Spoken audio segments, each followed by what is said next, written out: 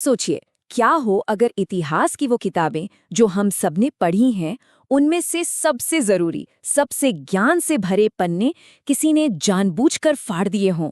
आज हम इतिहास के ठीक उसी दरवाजे को खोलने जा रहे हैं जिस पर बरसों से टॉप सीक्रेट का ताला लगा था। और ये कोई मनगढ़ंत कहानी नहीं है। ये एक ऐसा कड़वा सच है जो आज से लगभग 100 साल पहले तिब्बत की उन बर्फीली गुफाओं में मिला था।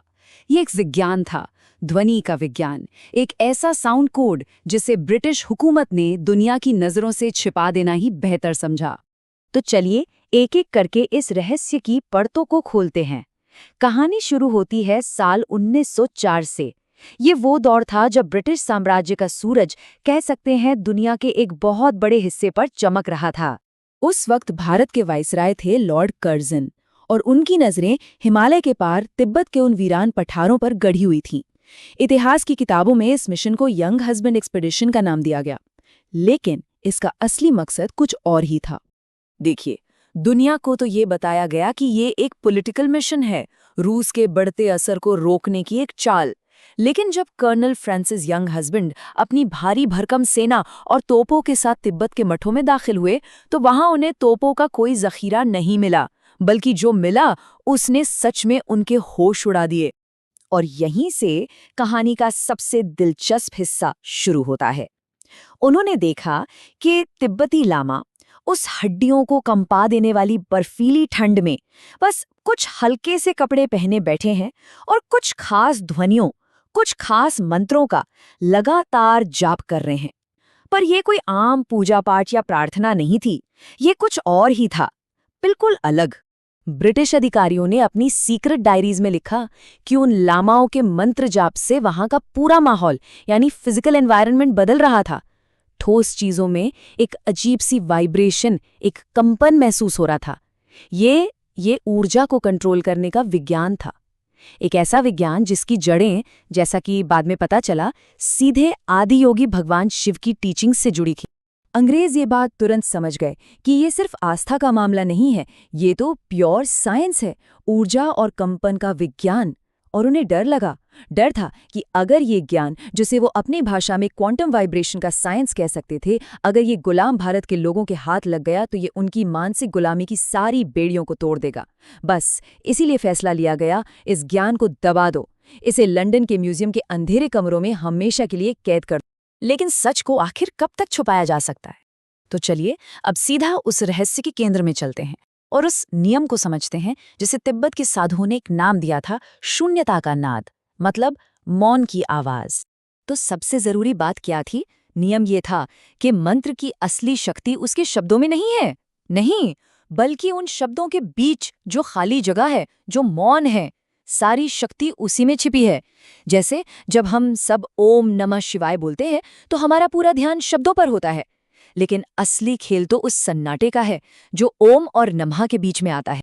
इसी को उन्होंने कहा अंतराल का सिद्धांत।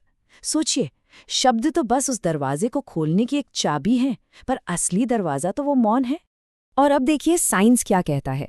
जब वैज्ञानिकों ने इस पर रिसर्च की तो पता चला कि जब कोई साधक इस एंट्रल या गैप पर ध्यान लगाता है तो उसके दिमाग की तरंगे, उसके ब्रेन वेव्स अचानक से गामा स्टेट में चली जाती हैं। ये वही अवस्था है जब इंसान का दिमाग लिटरली एक सुपर कंप्यूटर की तरह काम करने लगता है। लेकिन एक मिनट, यहाँ एक सवाल उठता है, ये 99 मंत्रों का कोड ये आखिर है क्या? हम सब तो माला में 108 दाने जपते आए हैं, तो फिर ये 99 का चक्कर क्या है? और यहीं इसी सवाल में इस पूरे विश्लेषण का सबसे गहरा राज छिपा है।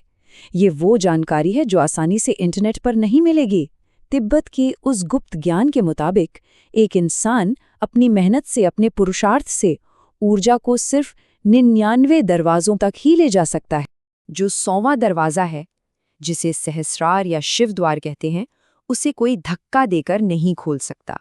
वो 100वां कदम इंसान का नहीं, ईश्वर का होता है, शिव का होता है। मतलब 99 कदम प्रयास है और 100वां कदम कृपा है। और ये प्रयास भी कोई ऐसा वैसा नहीं था। वो लामा अपनी जीभ से मंत्र नहीं बोल रहे थे, नहीं, वो अपनी नाभि से, पेट के अंदर से उस ध्वनि को पैदा कर रहे थे। योग विज्ञान में इस तकनीक को पश्यंती वाणी कहा जाता है।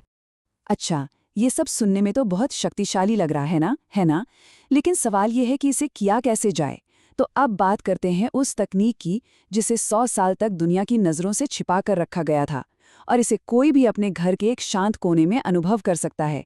बस शर्त एक है, रीढ़ की हड्डी बिल्कुल सीधी होनी चाहिए, एकदम शिव के त्रिशूल की तरह। फिर एक गहरी सांस लेकर उसे अंदर रोक लेना है, जिसे योग में कुंभक कहते हैं। और बस उसी रुके हुए पल में, उस गहरे सन्नाटे में मानसिक रूप से मन ही मन मंत्र का उच्चारण करना है। इस तकनीक की शक्ति का अंदाजा बस इस एक बात से लगाया जा सकता है, जो अंग्रेजों ने अपनी आंखों से देखा था। जब लामा ये अभ्यास कर रहे थे तो -डिग्री की ठंड में भी उनके शरीर का तापमान इतना बढ़ गया कि उनके कंधों पर रखी गीली चादरें भाप बनकर सूख गईं। ये हमारे भीतर की अग्नि है, शिव का ताप। कहते हैं कि जब इस विधि को सही तरीके से किया जाता है तो फोकस लेजर जैसा तेज हो जाता है, वाणी में एक वजन आ जाता है जिसे वाक सिद्धि कहते हैं। और सबसे बड़ी बात, ऐसा महसूस होने लगता है कि जैसे पूरा ब्रह्मांड मदद करने में जुट गया है, जिसे सिंक्रोनिसिटी कहते हैं। अंग्रेजों ने इस ज्ञान को क्यों दबाया?